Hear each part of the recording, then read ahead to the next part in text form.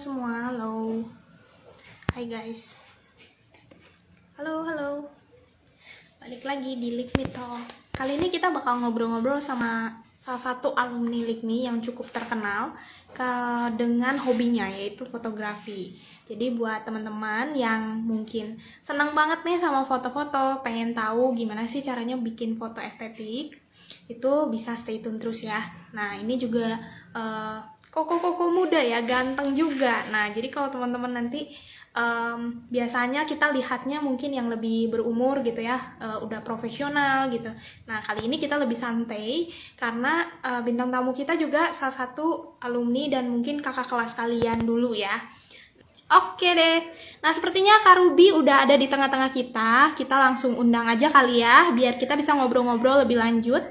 Khususnya tentang fotografi, boleh langsung drop questionnya di kolom question ya.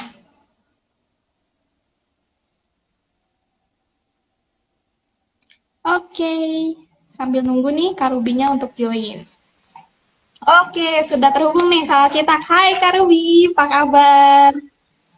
Halo Wilty, apa kabar? Sehat-sehat nih? Sehat-sehat, thank you, thank you.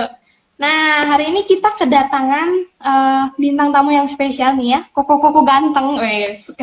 Nah, ini salah satu Wis. alumni dari LIKMI juga, betul ya kok ya? Nah, Iya cerita betul. dikit dong kok, dulu tuh Koko tuh ambil jurusan apa, terus dulu angkatan berapa sih gitu. Nggak apa-apa ya, nggak usah terlihat tua atau muda sama aja kan ya. Ya, nggak apa-apa, nyantai aja. Oke, sebelumnya kenalin, saya Ruby. Saya itu dulu di LIKMI ambil jurusan Sistem Informasi, bidang kaliannya Manajemen Informatika. Nah, saya kuliah di LIKMI itu angkatan 2015. Oke, 2015. Ya, dulu juga Kak Ruby ini salah satu kakak tingkat aku ya, waktu aku masih kuliah juga. Dan dari Tuh. dulu tuh udah kayak terkenal gitu loh guys, tentang Kak Ruby itu pasti identik banget sama foto, sama model gitu ya. Pokoknya tentang fotografi, manggilnya selalu Kak Ruby, Korobi gitu ya. Oke. Nah, Oke, oke. boleh cerita dikit nggak sih, Kak, kalau misal dulu, kenapa sih bisa suka sama foto, terus jadi ngulik tentang fotografi itu awalnya dari mana? Oke, kalau untuk fotografi sendiri sih, awalnya karena diajak ya, karena coba-coba gitu. Karena coba-coba aja, maksudnya kita itu yang bikin tertariknya karena gini, awal itu kan saya sendiri nyemplung pertama itu di wedding. Nah, di wedding itu merasa tertantang nih gimana caranya eh, mengabadikan satu momen yang gak keulang dua kali itu, tapi harus bercerita si momen itu di foto kita. Pertamanya gitu karena diajakin, oh oke juga nih, menarik gitu. Terus akhirnya mendalami dan akhirnya jadi kerjaan tetap gitu. Oke, dulu waktu zamannya masih kuliah, pernah ngapain aja sih tentang foto di kampus mungkin? Apakah pernah ikut event terus jadi fotografer? Terus mungkin pernah ikut unit-unit kah gitu? Ada cerita nggak Kak tentang itu? Kalau buat di kampus sendiri sih, dulu sebenarnya kalau untuk kegiatan kampusnya sendiri itu gak terlalu nyemplung di foto ya. Cuman karena ngerti sedikit banyaknya, jadi ikut nyemplung nih. Waktu itu kan ada kegiatan senat mahasiswa kayak gitu-gitu. Saya sendiri bantuin beberapa produksi kayak untuk video, eh, atau enggak dokumentasi acara kayak gitu-gitu sih awalnya. Atau enggak beberapa juga kita pernah nyobain apa sih namanya? Kita pernah ambil foto untuk konten feeds-nya Likmi ya. Waktu itu sih kayak gitu. Sama di Likmi juga ada kelas fotografi loh teman-teman.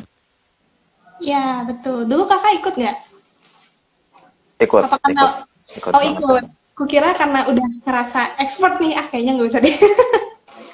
Ikut ya ternyata. Enggak sih. Terus gimana kak Ya, pengalamannya dulu waktu kuliah? karena kalau kuliah di Likmi tuh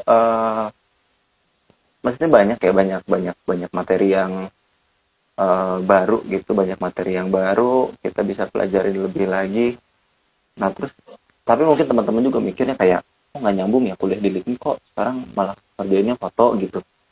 Nah itu sebenarnya nggak seperti yang kalian bayangkan. Di LIKMI itu kita diajarin kayak ada juga pengolahan citra tuh kayak gimana gitu, ngelola gambar multimedia tuh kayak gimana, dan eh, itu berdampak lumayan gitu. Jadi untuk pendalaman ke pekerjaan sekarang juga masih banyak, bisa bisa dibilang banyak ilmu yang didapat dari LIKMI gitu.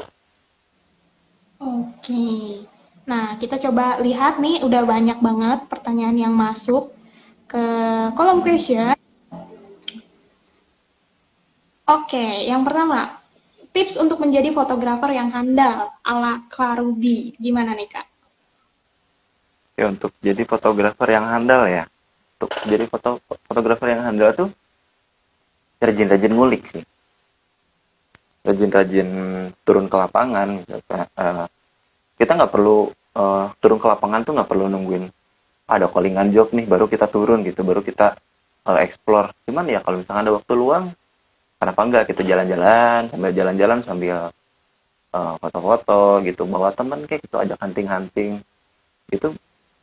Sedikit demi sedikit nambah skill kita kayak gitu. Ntar dari skill yang kita dapat apa, maksudnya kita nemuin sesuatu nih, kita nemuin oh tekniknya kayak gini, kita terapin di callingan job kita, itu bisa lebih oke loh kayak gitu. Yang penting Oke. sih latihan aja ya. Oke. Nah, ketika latihan itu soal teknik nih, Kak. Apa sih yang harus diperhatiin buat kita yang pemula, terus kita mau terjun ke dunia fotografi tersebut?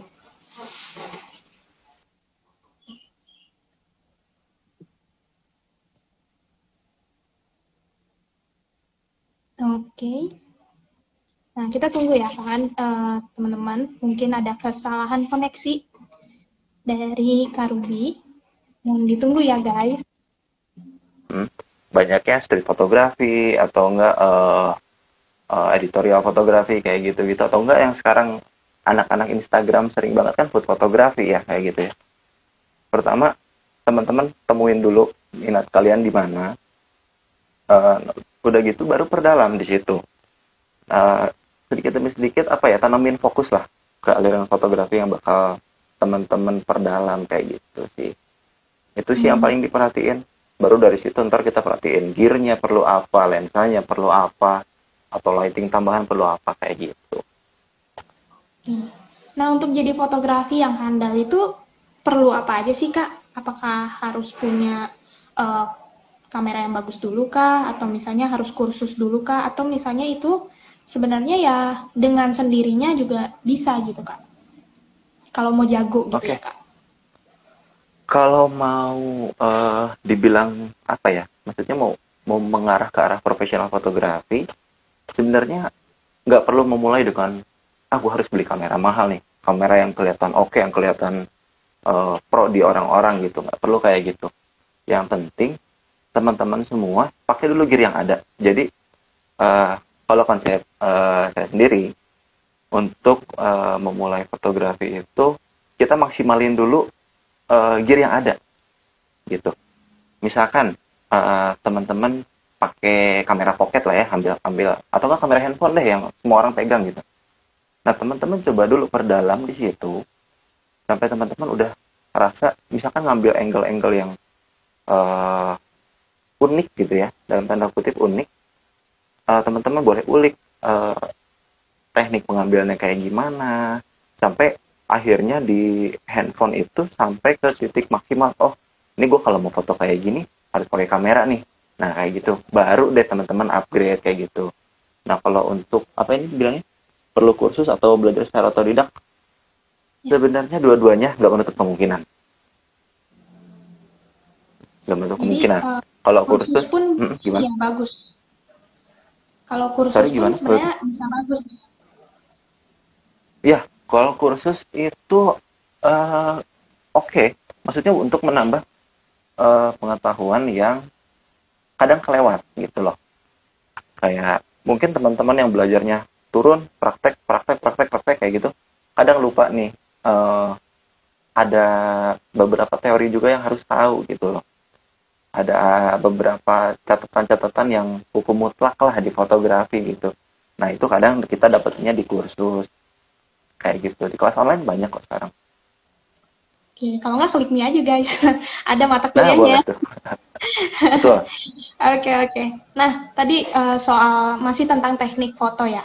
Nah, kadang kalau misal kita foto-foto gitu kan di Instagram apalagi ya, banyak banget yang fotonya tuh estetik gitu ya, Kak. Nah, sebenarnya itu tempatnya tuh berpengaruh nggak sih? Atau justru skill memfoto kita yang lebih penting? Oke, bahas apa ya? Foto estetik lah ya anak-anak sekarang sering bilang. Sebenarnya foto itu kan balik lagi ya ke pengertian aslinya itu. Fotografi itu kita melukis dengan cahaya. Foto kan cahaya, grafi itu lukisan kayak gitu. Nah, sebenarnya bagus atau enggaknya sebuah foto itu sebenarnya balik lagi ke teknik pencahayaan kita nih. Kalau misalkan lihat ada tempat yang bagus, yang penting kita pinter aja cari pencahayaannya. Ntar misalkan kita fotoin orang nih, ntar cahayanya jatuhnya kemana? Jatuhnya ke atas kah? Ke samping kah? Nah itu mempengaruhi banget gitu loh. Mau background sebagus apapun, kalau pencahayaannya datar, itu fotonya bakal ya udah gitu aja gitu loh. Cuman balik lagi kalau misalkan pencahayaannya kalian bisa atur, kalian bisa temuin angle yang cahaya jatuhnya itu pas, bisa bikin karakter foto kalian kuat, itu bakal bikin foto kalian outstanding sih. Gitu. Berarti soal cahaya ya. Nah, Kak, Betul. waktu pertama kali terjun ke fotografi, pernah nggak dikritik hasilnya tuh kayaknya jelek gitu, kurang bagus gitu? Dan respon kakak Oh waktu itu itu apa? pernah sih, pernah. Eh, Sedikit cerita kali ya. Dulu itu eh, awal kan memulai eh, karena wedding gitu, jadi beloknya sedikit ke arah model ya, ke foto model kayak gitu. Nah di foto model tuh jadi dapat satu klien, nggak apa-apa ya ini kita nggak sebut nama, kita kan dapat satu klien yang bisa dibilang agak agak rewel lah dalam tanda kutip. Agak rewel tuh apa, kayak orang-orang yang foto cepatnya lihat dong, foto dikit lihat dong, nah gitu. Teman-teman juga yang mungkin foto pasti nemu lah ya klien-klien kayak gitu. Nah terus uh, dikritiknya itu karena ini bukan angle aku loh kak, wah ini pokoknya dia nggak suka banget sama hasilnya, dan akhirnya oh kalau kayak gini saya nyesel deh gimana gitu, pokoknya ngomongannya, pokoknya intinya dia menyesali gitu, hire saya sebagai fotografer pribadinya dia gitu. Dan untuk respon sendiri nanti nggak apa-apa ya, kita lapang dada aja, cuman jangan jangan jadi down, oh ternyata gue nggak bakat ya di sini, jangan mikir kayak gitu.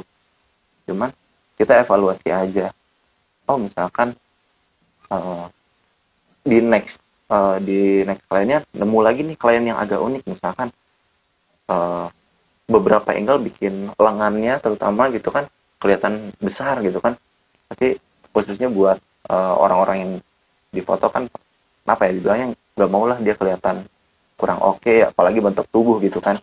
Nah kita bisa tuh ulik dari pengalaman yang lalu, gimana ya kelihatannya, oh ambilnya top angle kelihatan lebih kurus sedikit gitu, atau enggak ambilnya agak nyamping biar kelihatannya oh ini agak ramping sedikit gitu. Oke, oke. Nah, jadi pengalaman ya guys buat kamu yang suka foto-foto, jangan ini ya, jangan menyerah duluan. Pasti bisa. Kayak Kardi Betul. ini juga udah dipanggil sana sini ya Kak, ikut IO juga gitu ya. Kayak sering banget Ya. ya kelihat juga foto sana, foto sini gitu ya. Oke, lanjut nih Kak. Ada yang bertanya juga. Selama ini Kak, dari awal sampai hari ini, kendala apa sih yang dihadapi seorang fotografer selain yang tadi ya kalau ketemu customer rewel gitu. Nah, ada nggak sih kendala-kendala lain di luar itu? Oke, untuk kendala. Kalau kendala sih tergantung ya, tergantung situasi, kondisi, konsepnya kita kayak gimana dan relatin kita kayak gimana. Cuman yang paling sering jadi kendala itu kayak eh, ekspektasi klien yang terlalu tinggi, tapi kadang eh, menyepelekan lah, gitu kita bilangnya menyepelekan ya. Maksudnya ada eh, kita ambil contoh ada beberapa, satu kasus ya, satu kasus contoh kayak ada orang pengen foto malam, cuman eh, untuk budgeting sendiri, nah budgeting sih sebenarnya kendala tuh kadang kayak gitu, maksudnya pengen foto malam cuman lighting minim, udah aja pakai yang ada, nah kayak gitu sih seringnya kayak gitu kalau untuk kendala. Dan untuk kalau kendala teknis sih kita eh, apa ya, nggak bisa sebutin satu-satu karena pasti ada aja sih, tergantung lapangan kayak gitu. Hmm, oke oke. Berarti setiap foto itu sebenarnya ada ceritanya masing-masing gitu ya kayak. Betul, Oke. betul. Kak, aku juga penasaran nih sama satu pertanyaan ini bagus banget menurutku. Kan kita kadang kalau lihat beberapa foto gitu yang berbeda, itu kadang maknanya juga suka ikut beda ya, Kak. Nah, gimana sih kalau Mm-mm. misalnya kita mau menciptakan makna dari foto yang kita jepret gitu? Oke, yang pertama kalau pribadi sih, saya pribadi kayak pokoknya kejar momen itu, mata tuh nggak boleh lepas dari kamera gitu. Pokoknya setiap momen itu pasti ada aja yang nggak keulang dua kali gitu kan. Kayak pokoknya kita harus cepet aja, harus cepet, dan kita juga harus feel the moment gitu loh. Maksudnya kayak kalau kita uh, yang paling simpel, yang paling bisa diambil sebagai contoh buat sama saya itu di wedding ya. Di wedding karena itu banyak momen-momen yang kadang apa ya, orang lain biasa aja gitu. Cuman begitu kita turun di situ, kita seharian sama pengantinnya gitu ya, kita lihat nih ceritanya, oh hubungannya erat nih sama keluarganya. Nah kita harus coba ikut rasain juga, uh, klien kita ini sedekat apa sih sama orang tuanya, sama keluarganya. Kita lihat, oh kayak gini ya, kedekatannya kayak gini. Pokoknya uh, ambil momen itu nggak selalu, misalkan gini, nggak selalu kayak pengantin mamahnya kita foto ini terus. Nah kadang di luar di luar interaksi mereka berdua tuh ada momen lagi yang kebikin, entah itu adiknya pengantin yang ngeliatin gitu kan, itu kan ada jadi ceritanya ya, kayak adiknya seneng gitu, haru lihat kakaknya, eh, kakak kebanggaannya gitu nikah hari ini kayak gitulah. Pokoknya kita harus rasain dulu momen di tempat itu, di tempat kita berada itu, baru kita bisa gitu ceritain foto kita, apa, bikin cerita di dalam foto kita gitu. Oke. Nah, berarti lebih Kak Ruby ini lebih sering sekarang ini foto-foto untuk wedding gitu ya, Kak? Ya betul. Nah, kalau misalnya fotografer gitu Kak, sebagai fotografer tuh bisa nggak sih dijadiin em, pekerjaan utama? Atau misalnya kayaknya fotografer tuh lebih baik jadi kerjaan sampingan. Nah, sekalian kepo juga nih Kak Ruby, sekarang nih sebagai seorang fotografer tuh udah sejauh apa sih gitu? Eh, Maksudnya ya dipanggil di mana-mananya tuh atau bidang fotonya tuh di mana aja, apakah model aja atau misalnya udah sama wedding juga atau Sweet Seventeen, mungkin kayak gitu-gitu Kak. Ya, ya. Oke, kalau untuk bisa jadi kerjaan utama atau tidak, eh, itu balik lagi ke aliran yang kita ambil gitu. Ada beberapa orang yang sekarang ya, kenalan saya sendiri, dia memang hidup itu dari foto wedding misalkan gitu ya. Nggak ngambil full time job, cuman monthly income-nya itu dari foto wedding itu bisa. Cuman kalau saya di wedding itu ngambilnya freelance, dan sekarang itu kebetulan memang pekerjaan utama saya foto, tapi di salah satu agensi sosial media di Bandung yang lumayan ngehandle beberapa klien yang teman-teman mungkin tahu ya, di bidang F&B atau di bidang clothing sih gitu.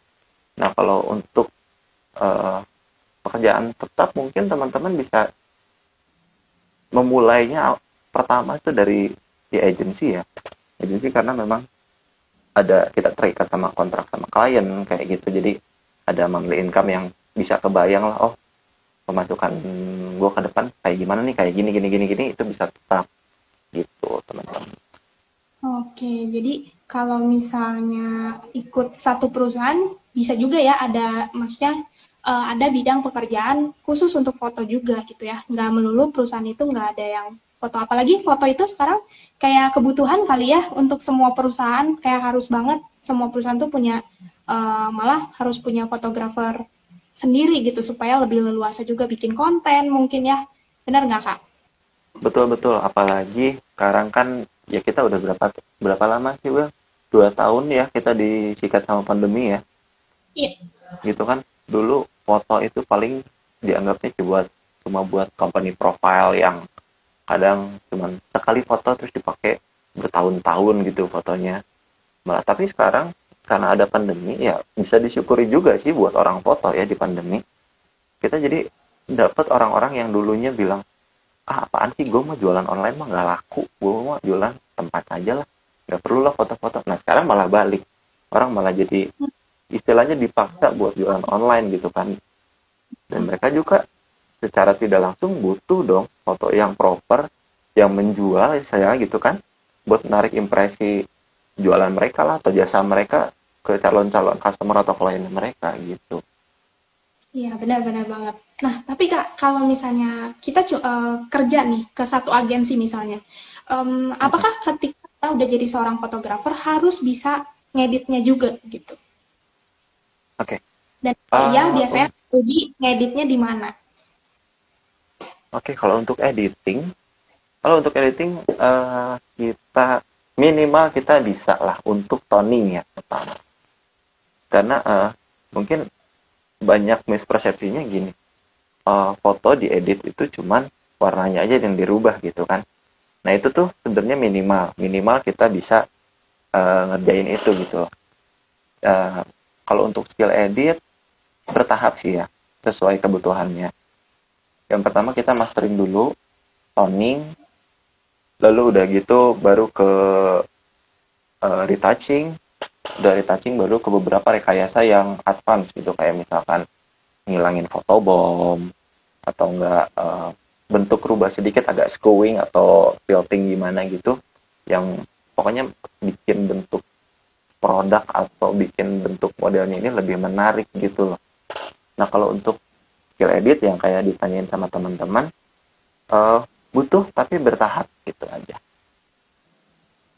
Oke, nah biasanya Kak Ruby nih, pakai aplikasi apa aja sih buat ngedit? Oke, kalau untuk edit sih mungkin saya pakainya software sejuta umat ya. Pakai teman-teman dari Adobe gitu loh, kayak Adobe Photoshop, Adobe Lightroom. Kayak gitu sih untuk apa dibilangnya untuk post production fotonya sendiri kayak gitu. Karena ya memang paling user friendly ya. Apalagi di Lickme kan dulu dihataminnya sama Adobe gitu loh. Jadi ya oke lah kita perdalam di Adobe gitu dengan dasar-dasar yang dulu diajarin, sekarang jadi ya oke lah kayak gitu pakai Adobe sih Oke, mostly pakai Adobe ya. Oh, benar juga sih, ya. aplikasi sejuta umat ya. Nah, Kak, Betul. kayaknya ini juga mungkin banyak juga nih yang penasaran tentang income-nya, Kak. Kalau boleh tahu nih, income dari seorang fotografer di range berapa sih? Siapa tahu nih ada audiens kita yang tertarik buat jadi fotografer juga. Oke, income sebagai seorang fotografer ya, ini secara meluas atau ke saya pribadi ini? Mungkin dari kakak pribadi juga sama secara umumnya gitu. Oke, oke, kita ambil contoh yang di luar dulu ya. Saya punya beberapa kenalan yang dia sekali motret itu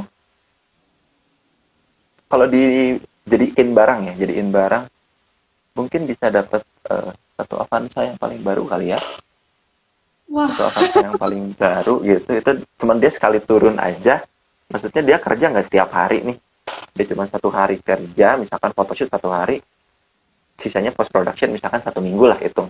Dalam 1 bulan itu dia cuma kerja 1 minggu dan bisa ngasilin income yang segitu gedenya gitu. Cuman wih, gila uh, keren juga ya sampai bisa. Berarti itu ratusan juta dong, Kak. betul betul, karena Oke, memang apa ya, foto yang baik itu memang harganya bener sih. Maksudnya kita cuma nerima aja, nggak bayar prosesnya aja, cuman kita juga bayar hasilnya juga gitu. Hasilnya pun kalau harga segitu ya pasti hasilnya juga worth it lah kayak gitu. Nggak ada yang terlalu mahal sih buat foto kayak gitu. Cuman balik lagi ya teman-teman, yang penting jangan capek buat cari portfolio, jangan capek buat ulik-ulik teknik segala rupanya kayak gitu. Kalau buat pemula kan nggak mungkin kan Kak langsung tiba-tiba 100-an juta gitu. Betul. Minimalnya banget bisa berapa sih sekali foto gitu? Minimalnya banget ya. Kalau kalau kita ambil minimal, kita masuknya ke pengalaman pribadi saya aja ya.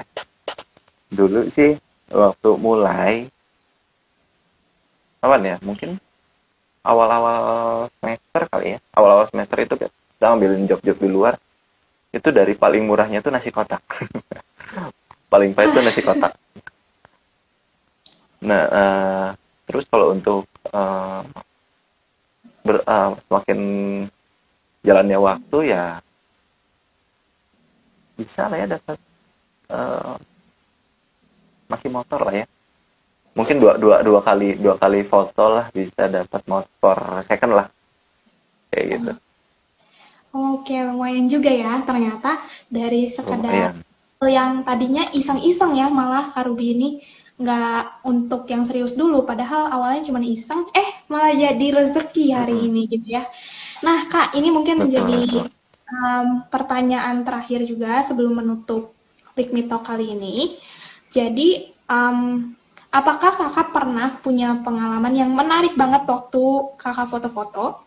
Plus, coba dong Kak kasih pesan-pesan buat teman-teman semua gitu yang mungkin takut buat nyemplung ke dunia fotografi gitu.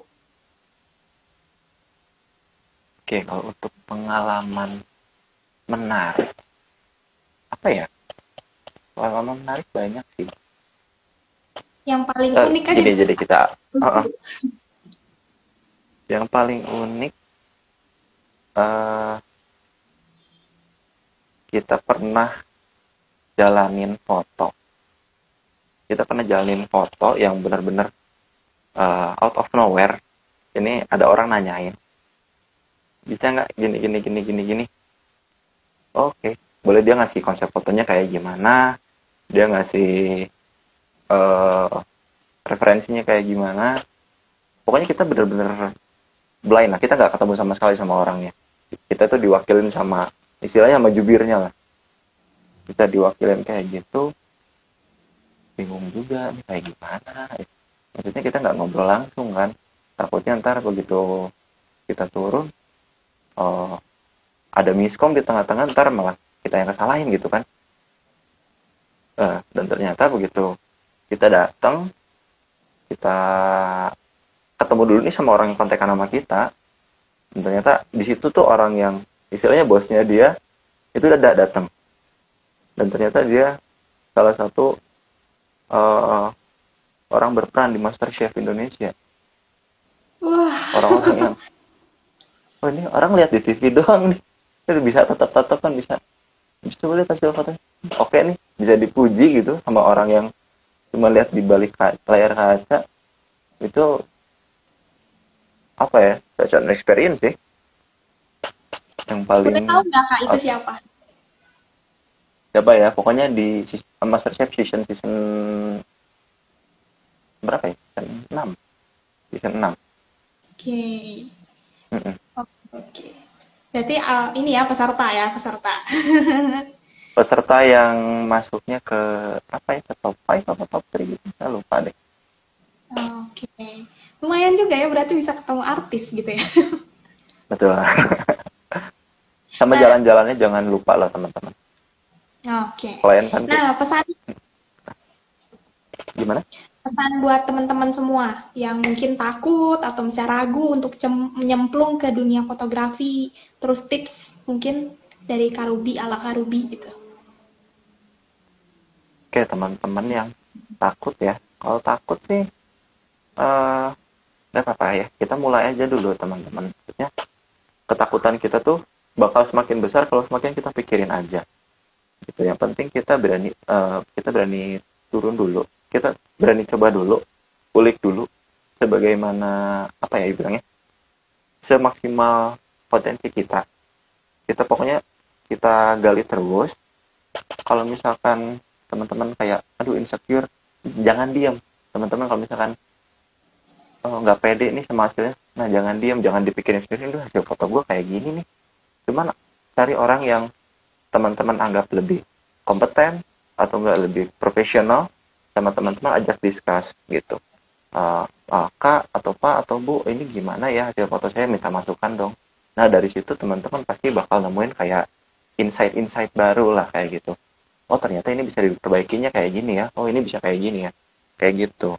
Jadi yang penting teman-teman jangan malu tanya lah, jangan malu tanya, jangan malu untuk discuss. Karena kalau semakin foto itu, karena kita nggak bisa bilang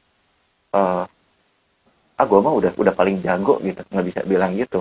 Karena di setiap event, di setiap momen itu teman-teman bakal nemu experience baru yang teman-teman nggak bisa dapetin di event-event lain atau di momen-momen lain kayak gitu.